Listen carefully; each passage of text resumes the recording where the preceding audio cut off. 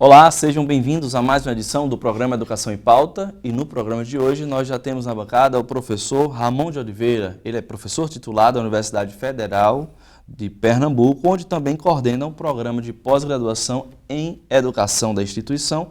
E essa semana veio aqui a Natal, pelo programa de pós-graduação em educação profissional, proferir uma palestra, um debate sobre ensino médio, juventude e mundo do trabalho. Seja bem-vindo, professor Ramon, ao nosso programa mais uma vez, né? É bom tê-lo aqui em Natal. Obrigado, Bruno. É muito bom sempre estar aqui, conversar, trocar umas ideias, para a gente conversar de uma temática que, para a gente que é especialista na área de educação, particularmente da educação profissional, é sempre bom ter essa possibilidade de ter um espaço para a gente colocar as ideias, debater. Debater, né? Educação, trabalho e sociedade. São três temas que precisam estar em pauta todos os dias, né? Nessa sociedade atual, professor. Eu acho que mais ainda nos dias de hoje, que a gente está vivendo uma crise nesse que a gente chama desse mercado de trabalho, esse mundo do trabalho, né? E nessa articulação entre educação e formação e a perspectiva de formar a juventude, então é sempre bom a gente estar discutindo, colocando essas questões em debate, até para que a gente veja qual é a possibilidade real que tem da educação contribuir na perspectiva de incrementar, né, essa possibilidade da juventude de se inserir no mercado de trabalho. E também seria um sentido de instruir, né, também a população, né? Porque eu já começo com algumas pautas que atravessam esse tema. Quer dizer, a reforma do ensino médio, por exemplo. Professor, em que pé estamos e qual é a sua avaliação dela para essa formação desses jovens? Em princípio, sempre a gente vem se colocando no sentido de chamar a atenção do caráter regressivo dessa reforma. Ela é uma reforma que em nenhum momento ela contribui para qualquer perspectiva de diminuir a crise que a gente vive da empregabilidade, a crise da inserção no mercado de trabalho. Mas eu acho que esse é um ponto. Um outro ponto que eu faço questão hoje de chamar a atenção e a gente veio discutir nesse encontro que tivemos ontem é pensar a educação, mas pensar a educação dentro de um contexto, principalmente a educação profissional, dentro de um contexto em que cada vez mais está acirrado a crise do emprego. Uhum. A gente hoje, na verdade, tem um quantitativo de mais de 12 milhões de pessoas desempregadas. Nós temos quase 5 milhões de pessoas que estão numa situação de desalento, ou seja, já nem procuram mais emprego, porque não encontram emprego, são considerados jovens ou velhos para arranjar um emprego. Eu não tenho uma qualificação, uma formação que o mercado hoje exige, né? Mas é claro também o que a gente está vivendo é um processo de inexistência de emprego. O quanto vai durar essa crise, ou se é apenas uma crise, eu acho que é uma questão que está posta para a gente. Se a gente está vivendo um ciclo, um ciclo onde a inexistência do emprego ela vai ser uma coisa contínua, ou é só um momento da crise da economia brasileira. Eu acho que isso é uma coisa que está posta para a gente fazer essa discussão. Então, nesse sentido, não dá para você ficar pensando a discussão sobre a educação e a formação profissional, principalmente a formação profissional e ensino médio, sem você levantar a seguinte questão. De fato, é pertinente as políticas que alguns governos estaduais estão desenvolvendo de incrementar a formação de ensino, o quantitativo de escolas profissionalizantes? Tem sentido voltar os recursos da formação durante o ensino médio para a profissionalização? Ou seja, a gente está formando uma mão de obra que ela de fato vai conseguir se inserir a partir dessa formação no mercado de trabalho. Então acho que essa é uma discussão para mim que está presente, né, para se pensar o ensino médio, né? Antes de tudo, a gente tem que definir uma identidade para o ensino médio. Porque essa reforma ela coloca uma situação que você tem uma formação precária para continuar os estudos, mas você tem uma formação muito mais precária ainda se você for para a formação técnica, para a formação profissional. O que a gente hoje se salva enquanto modelo de formação é exatamente o modelo de formação do ensino médio integrado, né? Que são principalmente a formação que hoje está sendo desenvolvida dentro da Rede Federal de Educação Tecnológica. Então, mas no que se refere a redes estaduais, e é a lógica do governo de implementar, de aumentar mais ainda a oferta de educação profissional, eu acho que isso é preocupante.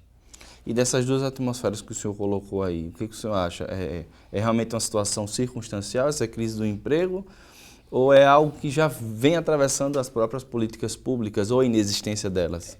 Eu não consigo acreditar que seja uma coisa temporária, certo?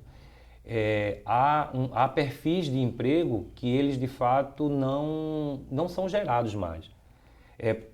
Para dar um exemplo, aqui alguns números que me vêm à cabeça, por exemplo, se nós fôssemos pegar, saindo do âmbito da formação técnica, mas pensando em uma formação geral, a gente tem hoje uma situação dos últimos 3 anos, de cada 10 pessoas que são empregadas, que conseguem um emprego, 7 entram no mercado informal.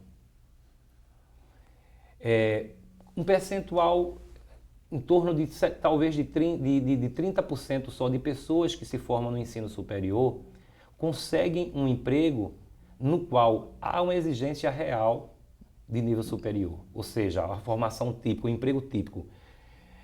Então, por outro lado, há um processo cada vez mais acentuado de precarização do trabalho.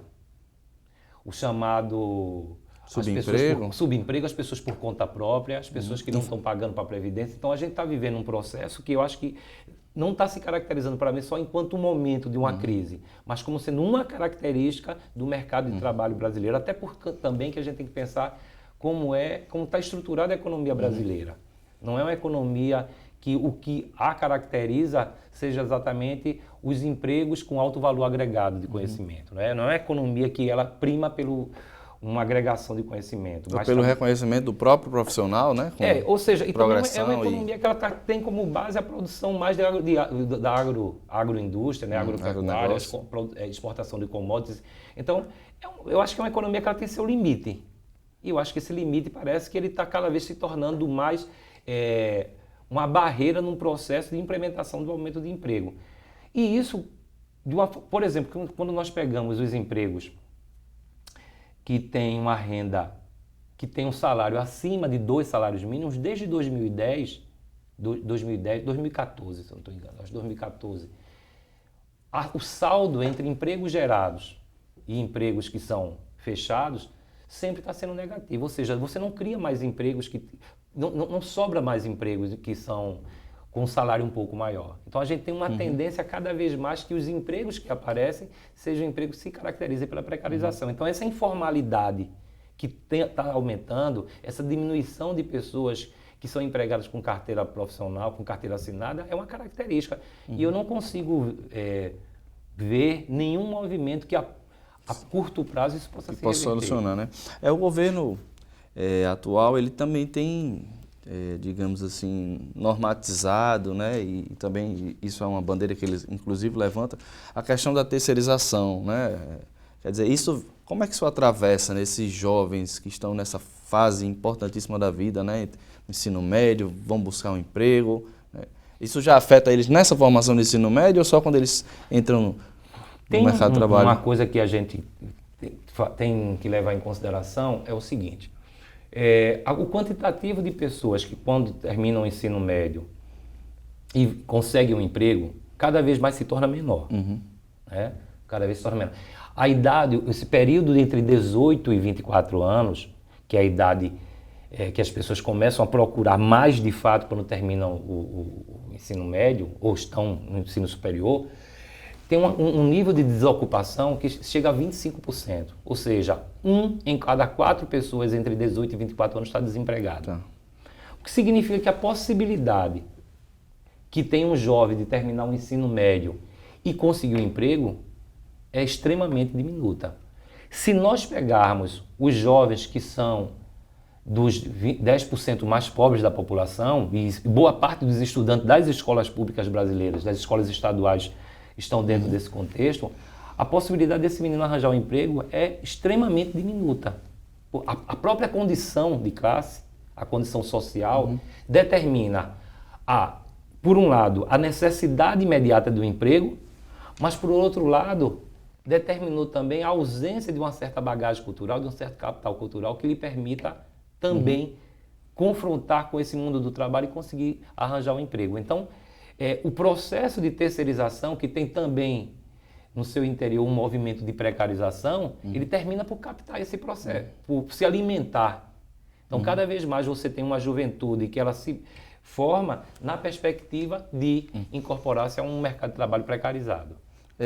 Professor, não sei se eu concordo, mas talvez seja por parte do governo, né? A gente está aqui sem proselitismo, nem qualquer direcionamento ideológico, mas uma leitura social. Quer dizer, há uma necessidade talvez de desestruturação desse setor da educação no país hoje, em função de tantas reformas? Eu acho que o que a gente está vivendo, eu acho que a discussão... É algo orquestrado, porque parece muito, né? Parece orquestrado sempre, nós não vamos entrar como na teoria da conspiração, né? Mas eu acho que tem uma coisa que a gente tem que pensar. Eu acho que tem dois movimentos que estão postos. Dois entre muitos. Mas eu acho que a gente tem uma questão do ataque à produção científica no Brasil.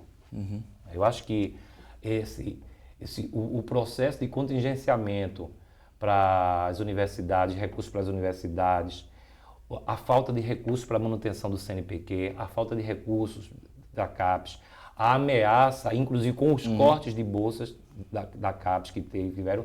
Então, isso expressa um descompromisso do atual governo com a ciência desse país, com a produção do conhecimento, de fazer esse país se tornar maior autonomia, econômica, inclusive, principalmente a autonomia científica e econômica. Já no outro campo, da educação básica, eu acho que expressa uma continuidade de um descompromisso real com o financiamento da educação pública.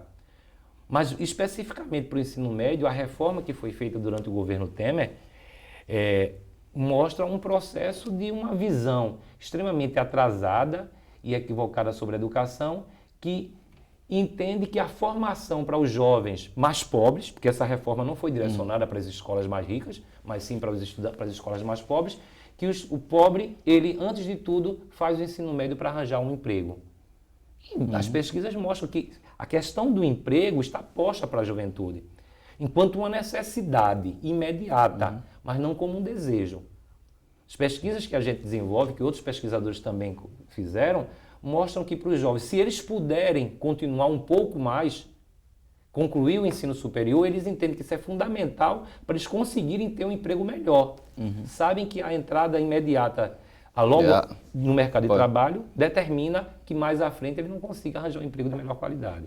Entendi. Professor, a gente volta a conversar sobre isso, né, um assunto importantíssimo sobre esse aspecto, mas a gente vai fazer um breve intervalo e você de casa não saia daí. Já já a gente volta com o segundo bloco do programa Educação em Pauta. Até lá.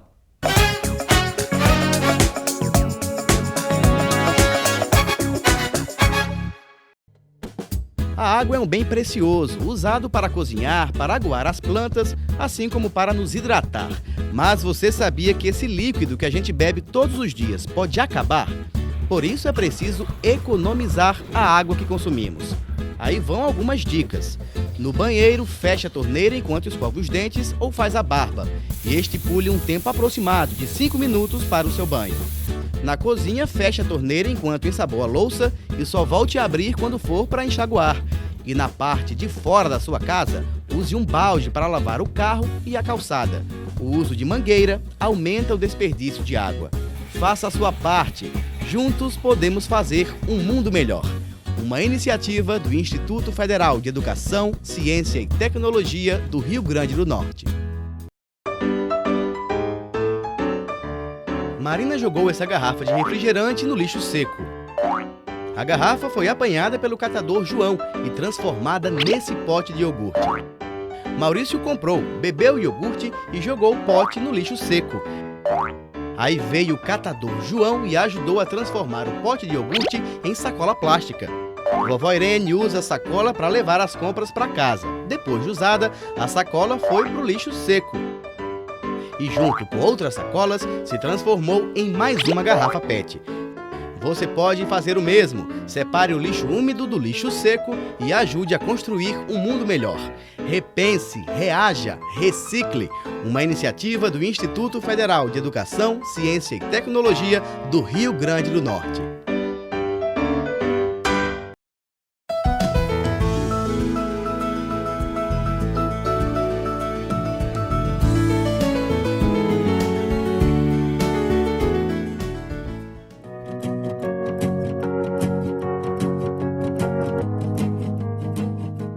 Como será que o meio ambiente vem reagindo à globalização?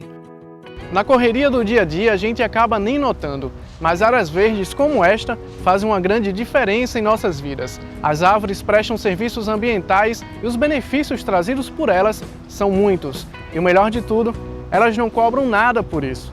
No IFRN, a arborização é um assunto levado a sério e quem entra no instituto logo nota os desenhos feitos nas árvores que, além de melhorar a qualidade de vida, harmonizam e embelezam o ambiente. Uma produção da Coordenação de Videoproduções do IFRN.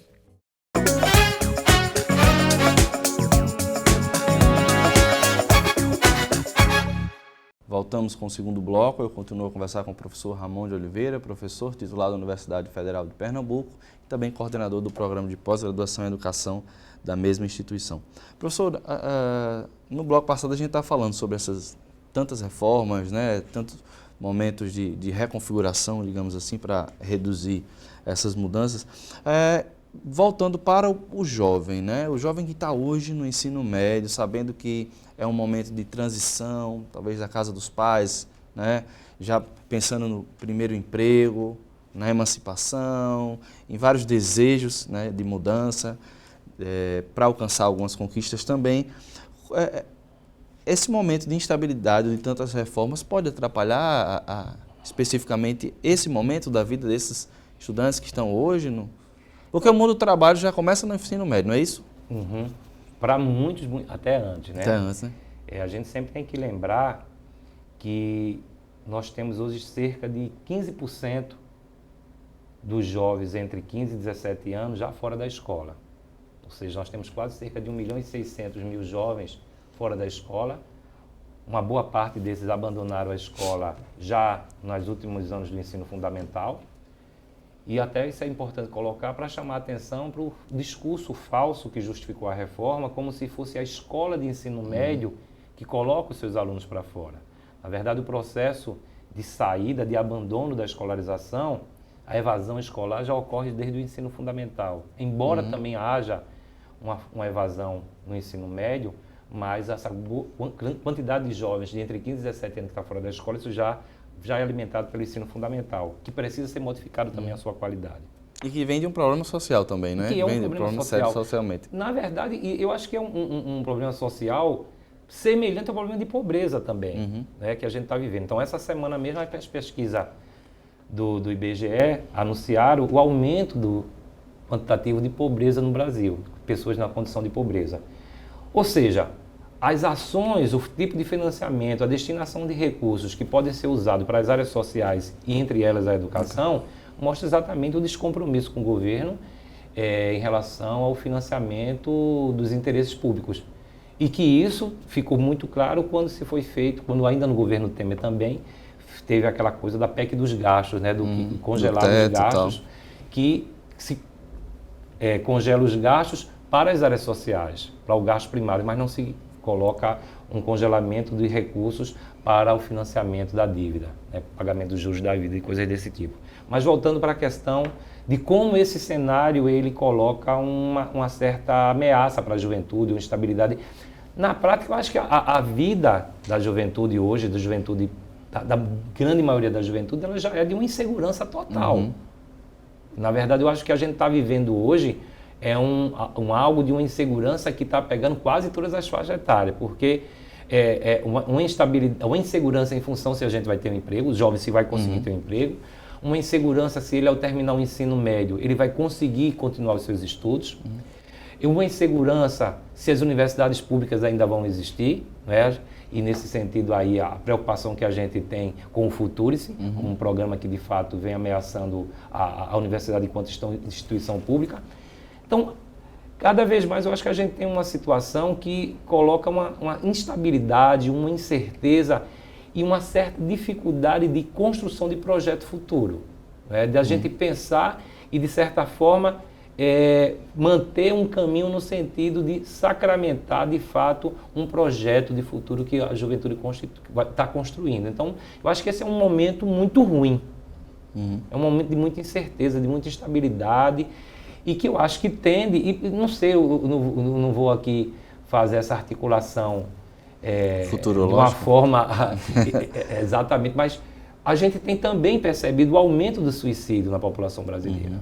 Algo que alguns anos atrás não era, talvez, os índices como hoje tem apresentado. Então, eu acho que isso tem repercutido. Tem alguma coisa tem alguma coisa errada, né? Que não está boa, exatamente. E se, porque eu fiz essa pergunta, porque se o contexto social maior, né, que óbvio tudo tá dentro da sociedade, né, a educação, já não está bem feito, né, como garantir que professores, nessa época da formação para esses jovens que estão se abrindo, né, possam garantir o aprendizado, né, o conhecimento de uma forma que possa realmente, metaforicamente, lhe abrir os olhos para novas realidades, né?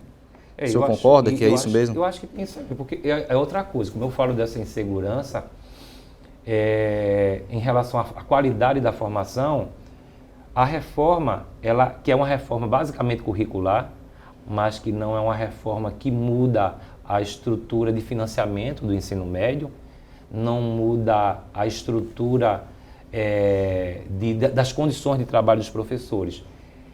Então, só para citar um exemplo nessa situação, há áreas dentro do ensino médio que praticamente não existe professores. Então, disciplinas como sociologia, mais de 80%, ou quase perto de 80% das turmas de sociologia funcionava sem um professor de sociologia. Filosofia, sem um professor de filosofia. Então, as disciplinas que, inclusive, são retiradas do currículo, de fato, é a confirmação de um movimento que já estava acontecendo. Então, nós temos hoje um déficit de professores para o ensino médio nas redes estaduais que é de mais de 70 mil professores. Então, o que significa que como você pode pensar na melhoria da qualidade do ensino médio se uma coisa inicial, que é ter professor bem formado e com condições de trabalho, isso não existe. Então, você não muda a escola, você não muda a qualidade da formação, mudando simplesmente a estrutura curricular. E muito ainda você melhora essa qualidade do ensino médio quando você sonega o conhecimento. O que na verdade está se estabelecendo com a reforma, que a gente está dizendo que o ensino médio no Brasil, ele precisa ser só de 2 anos. A gente já sabe que há uma precarização da formação, a gente já sabe que cada vez mais os estudantes estão diminuindo a qualidade da sua aprendizagem, enquanto sair do governo exatamente estabelece como uma base nacional comum, o que basicamente se reduz a 2 anos. Então, o que a gente tem é, de fato, um empobrecimento da formação. E aí jogar esses alunos na universidade, já, diferença de metodologia, diferença de aprendizado, em 2 anos já é suficiente? Não vai causar outro problema? Aí tem uma outra coisa que a questão do futuro das universidades coloca para a gente uma preocupação grande. As universidades públicas, particularmente as universidades federais, elas têm sido, de fato, o espaço de acolhimento dos estudantes das escolas públicas. As políticas de cota que passaram a existir nesses últimos anos, onde tem-se a obrigação da incorporação de estudantes de escola pública, é isso que tem garantido. De fato, que os estudantes das escolas públicas... A transformação real está acontecendo dessa forma. Real, de fato. Muito mais importantes são essas políticas de cota do que as políticas de financiamento das instituições privadas. Porque aí, de fato, você tem os estudantes que vêm das escolas públicas para instituições de qualidade reconhecida. Enquanto que as instituições privadas que recebem financiamento público são de qualidade muito questionável na maioria das vezes. Sem contar o endividamento, né? Uma forma de... E a canalização de recurso público, né, para a iniciativa privada, onde, de fato, coisas como a expansão dos institutos federais, a expansão das universidades federais foi um elemento fundamental no processo de democratização do acesso ao ensino superior. Então, o que a gente tem essa preocupação que o governo, de certa forma, o atual governo, ele já sinalizou a sua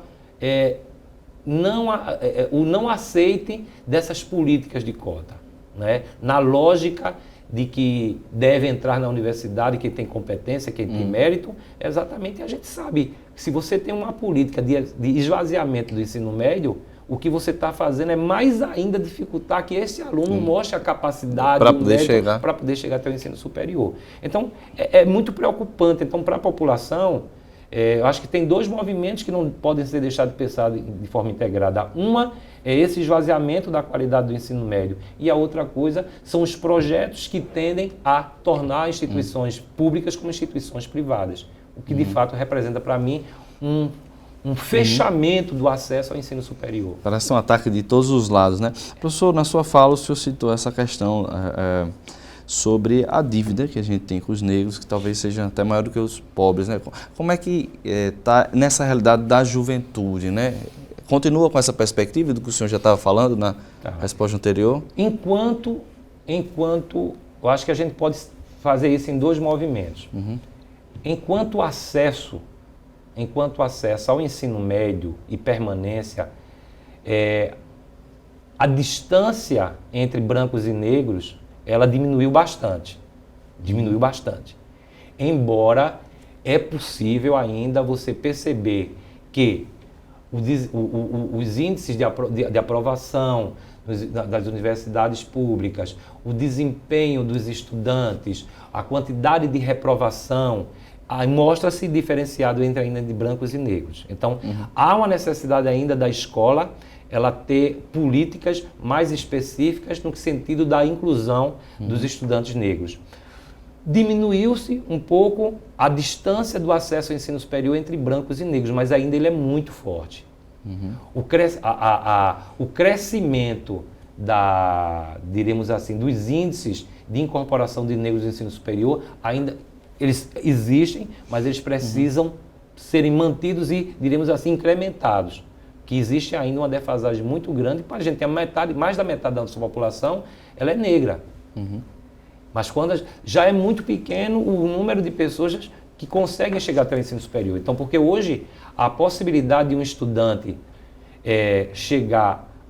terminar o ensino médio é em torno de 60%, ou seja, cerca de 60% dos estudantes que chegam ao ensino médio concluem. E evidentemente que a possibilidade de um branco concluir o ensino médio é bem maior do que um estudante negro.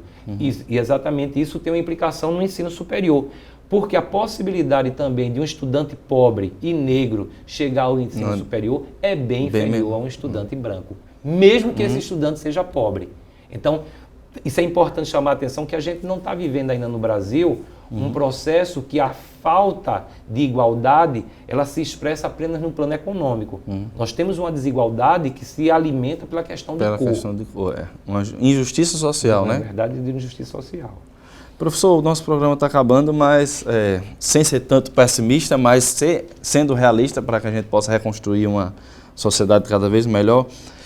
O senhor vê alternativas, né, para que a gente possa continuar lutando? A primeira coisa é não perder a esperança. Eu acho que, como dizia o Gramsci, a gente tem que ter... Contra-hegemonia?